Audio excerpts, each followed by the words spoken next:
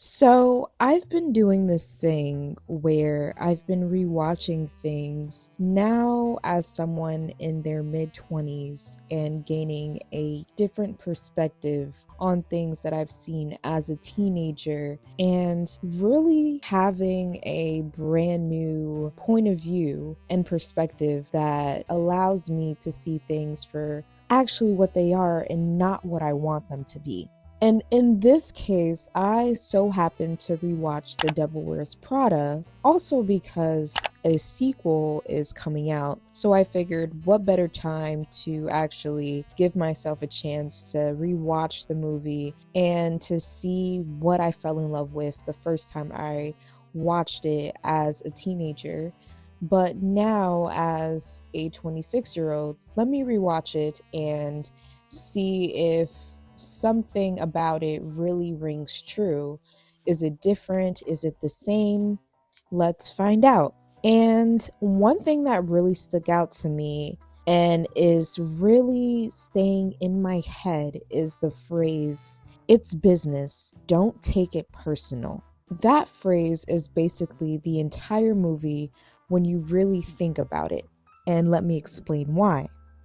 Basically, every relationship in The Devil Wears Prada, when you actually sit with it, has some kind of agenda attached to it. Everyone wants something, and the moment you start looking at the movie from that lens, everything starts to make more sense.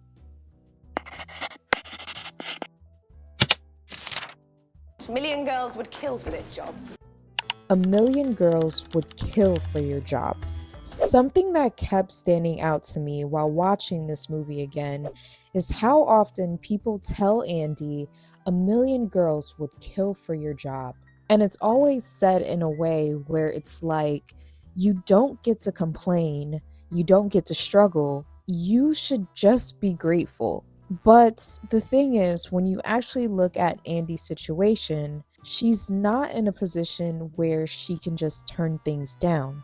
Because the truth of the matter is, she's behind on rent, she's trying to break into journalism, and she's fresh out of college just trying to figure it out. So yes, she takes the job, not because she loves fashion and she makes that very clear she knows nothing about the fashion industry, but because she's thinking long term.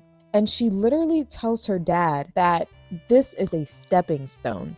And the thing is, she's not wrong. Everyone is unapologetically themselves. Another thing I notice is that in this movie, nobody hides how they feel, like at all. And from the very beginning, people are very open about how they view Andy, how they view her clothes, her presence, and her essentially not belonging in that world. And no one is trying to soften that for her. It's like, this is who we are, take it or leave it. And I think that's important because it sets the tone for the entire environment. It shows that this is not a place where people adjust for you, you adjust for it.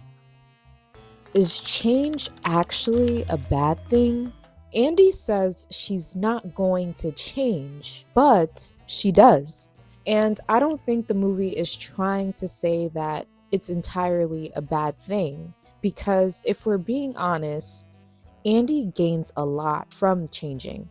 She gains confidence, she learns how to navigate different spaces, she becomes more assertive, and she gets exposure she would have never had otherwise. Even her fashion changing, that wasn't just about clothes, that was her understanding the environment she chose to be in. So for me, it's less about corruption and it was more about adaptation, because she made a conscious decision to be there.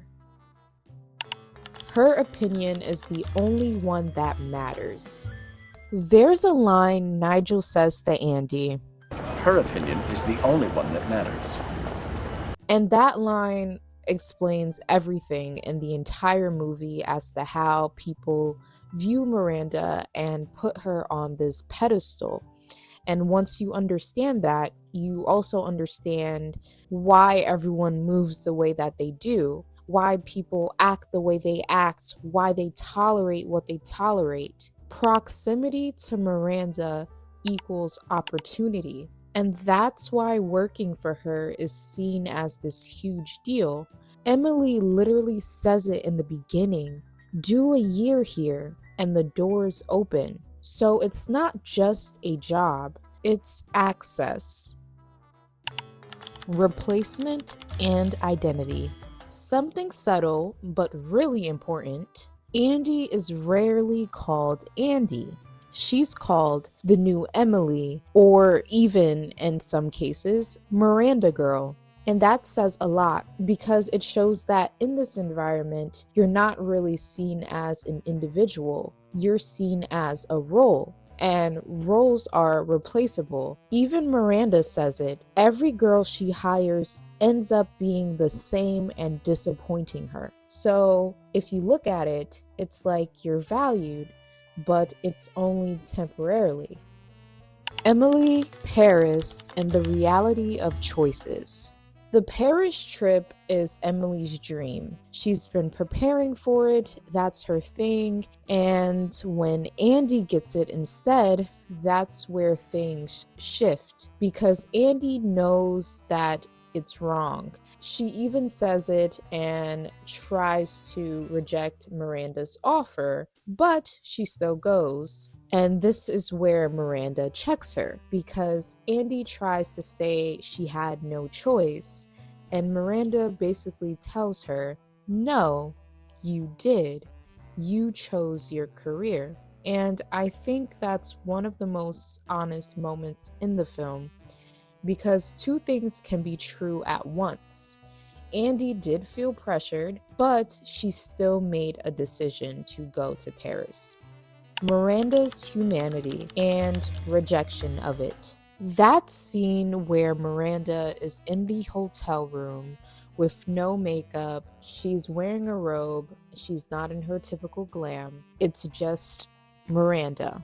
That is one of the only times we see her as just a person. And Andy tries to connect with her in that moment, but Miranda, being Miranda, shuts it down immediately. And to me, it also says a lot because she doesn't allow herself to sit in vulnerability. For her, work is her shield, because the moment she lets that guard down, she loses control. Nigel in Betrayal. Nigel's situation is honestly one of the most heartbreaking parts of the movie, because he's been waiting years for his promotion, for that opportunity, and you can see how excited he is for it to finally be within his grasp. The way he tells Andy how he can't wait to actually experience Paris and not just be in it due to work. And then Miranda takes that from him to protect herself. And the way she explains her decision making, it's strategic. To her, it's logical, and she's very calm about it. It's not betrayal to her. It's strictly business, not being personal. And for her, it's necessary because it protects her position. It doesn't put her at risk. Nigel still keeps his position with her, and Jacqueline Follet is no longer someone that Miranda has to see as competition taking her spot, because she's fully secured her spot. I see myself in you, and why I disagree. When Miranda tells Andy she sees herself in her, it's really interesting to hear those words, and I feel like that statement was one I personally didn't agree with while watching, because Andy's intentions throughout the film have been different. She's trying to build something, and she still has empathy. She still considers other people. We see that with Emily, even though their interactions haven't always been so pleasant. And we see that with Nigel as well. We even see that when she tries to warn Miranda. So I don't think one decision defines her as becoming Miranda. Friends, relationships, and real life.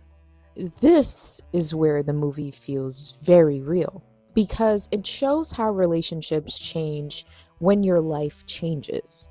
When you're younger, it's easy. You have the same schedules, you're in the same environments, and you see each other almost all the time. But as you grow, everyone starts moving differently.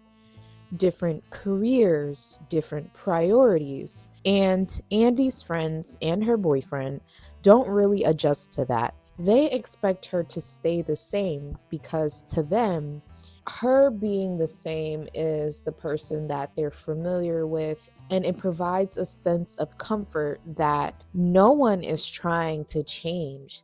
They don't want to change the dynamic because then the dynamic would shift in a way that they feel is very unflattering to them.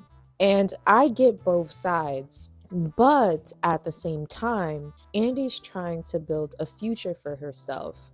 So again, the phrase, it's business, don't take it personal, resonates even in this situation because these are personal relationships in Andy's life. These are people that she's very close with. One, she even has a romantic relationship with. So for them, they know her on a different scale. So it feels more personal to them when someone that they have known for this amount of time feels like a completely different person, and now they're unable to catch up to her.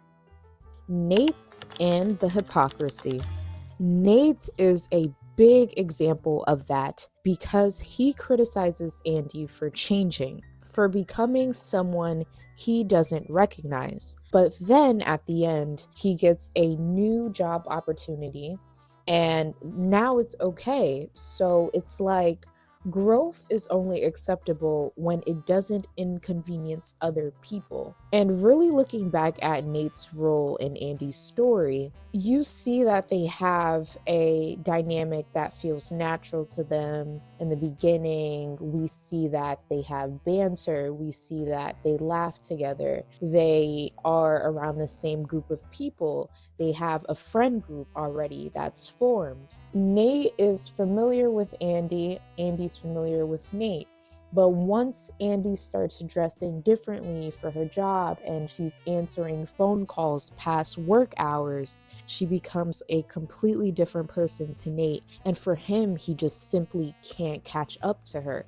For him, this is someone who's moving too fast at a pace that's unfamiliar with him. And so he decides that. And so for him, it seems as though he's already checked out. Everything is transactional. When I really sat back and thought about it, every relationship in this movie is transactional. Andy wants access in the career world so she can get to where she wants to be. Emily wants Paris, and she's also dedicated to being an amazing first assistant to Miranda. Nigel wants his promotion. Miranda wants to stay in power. Everyone is trying to get somewhere, and that's why the title makes sense. It's business. Don't take it personal.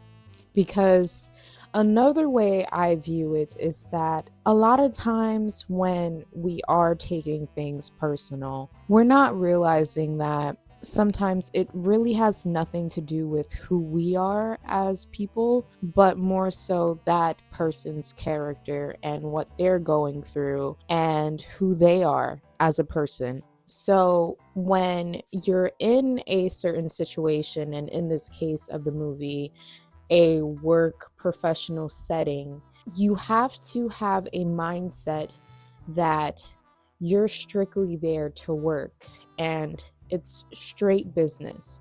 And not only that, but you also, in Andy's case, being in runway, you have to have tough skin for the environment that you're in. And they warn her, people are artificial, people are opportunists. People will literally put you down in order for them to be above. But the reality is, it does become personal at some point, because who you become in the process, that's not separate from the job. It's not just about what you gain, the connections, the confidence, or the access. It's also about what you start to justify, what you start to normalize, what you slowly stop questioning. And the scariest part is, it doesn't just happen all at once. It happens in small decisions. Saying yes when you know it's not right. Telling yourself you had no choice. Choosing your career and calling it necessary. Until one day you look up and you realize you've become someone you've once judged. And that's the moment Andy has. That realization that she could succeed here. She could stay, she could climb, and she could become exactly what this environment rewards. But at what cost? Because success in that world isn't just about being good at the job. It's about being willing to play the game. And Andy realizes she doesn't want to play it that way. So she walks away. Not because she failed or she couldn't handle it, but because she understood it. And most importantly, she understood herself. And sometimes that's the real win.